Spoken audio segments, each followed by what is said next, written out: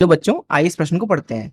विचलन रहित वर्ड विक्षेपण को परिभाषित कीजिए, इसकी आवश्यक शर्त एवं परिणामी विक्षेपण के लिए सूत्र का निगमन कीजिए। आइए इस प्रश्न की मुख्य अवधारणा की चर्चा करें। तो कौची ने हमें बताया था कि अलग अलग रंगों की क्योंकि तरंगदैर्घ्य अलग अलग होती है इसलिए उनका अपवर्तनांक अलग अलग होता है। तो बात करें अगर श्वेत प्रकाश की तो उसमें 7 रंग होते हैं VIB GYOR।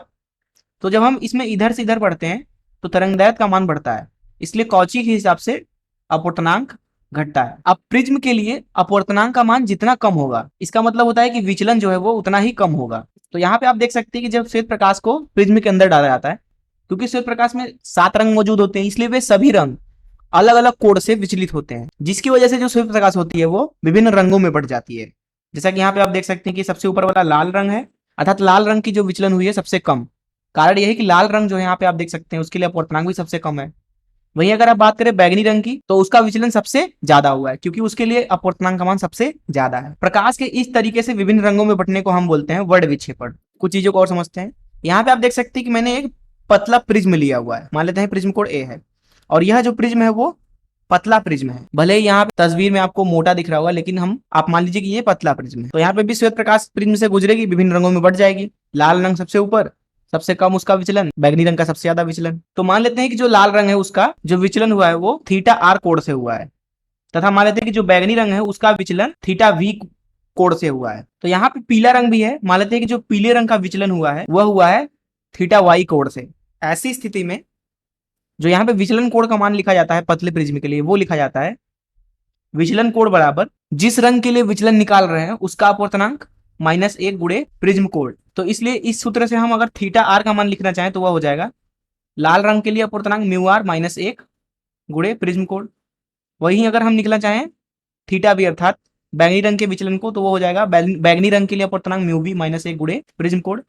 तथा ऐसे ही लिखना चाहें अगर θy अर्थात पीले रंग का विचलन कोण तो वह हो जाएगा पीले रंग के लिए अपवर्तनांक -1 गुणे प्रिज्म कोण। यहां पर अगर हम ध्यान से देखें तो जिस कोण से ये पूरी प्रकाश विभिन्न रंगों में बटी है वह कोण यहाँ पे अगर मान लेते हैं अल्फा है तो अल्फा को लिखा जाएगा अल्फा बराबर θv माइनस θr। इस अल्फा कोण को बोला जाता है विक्षेपण कोण। अब जैसा कि यहाँ पे आप देख सकते हैं कि प्रिज्म से जब भी श्वेत प्रकाश गुजरेगी वो विचलित भी हो रही है और उसका विक्षेपण भी हो रहा है, अर्थात वो विभिन्न रंगों में बट भी रही है।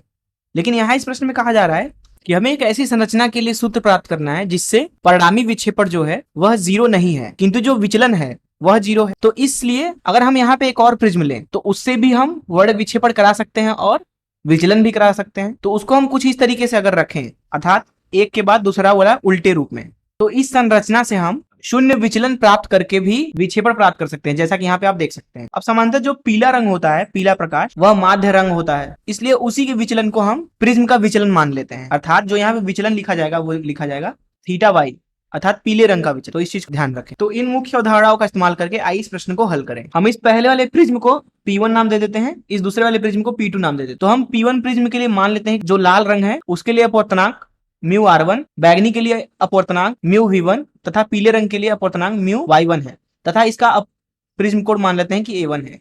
इसी तरीके से P2 प्रिज्म के लिए हम मान लेते हैं कि लाल रंग के लिए अपवर्तनांक μr2, बैगनी रंग के लिए अपवर्तनांक μv2, पीले रंग के लिए अपवर्तनांक μy2 तथा उसका प्रिज्म कोण A2 है।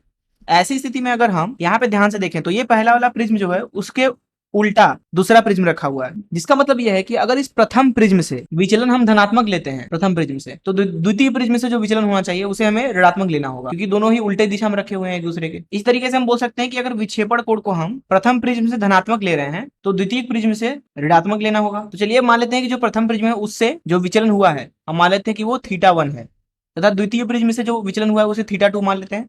ऐसे ही प्रथम प्रिज्म से जो विक्षेपण है उसे हम α1 कोण मान लेते हैं और द्वितीय प्रिज्म से जो विक्षेपण कोण है उसे हम α2 मान लेते हैं। ऐसी स्थिति में प्रश्न के हिसाब से अगर देखा जाए तो प्रश्न कह रहा है कि विचलन नहीं होना चाहिए, जिसका मतलब यह है कि यहाँ पे हम लिखेंगे θ1 + θ2, इसका मान 0 आना चाहिए।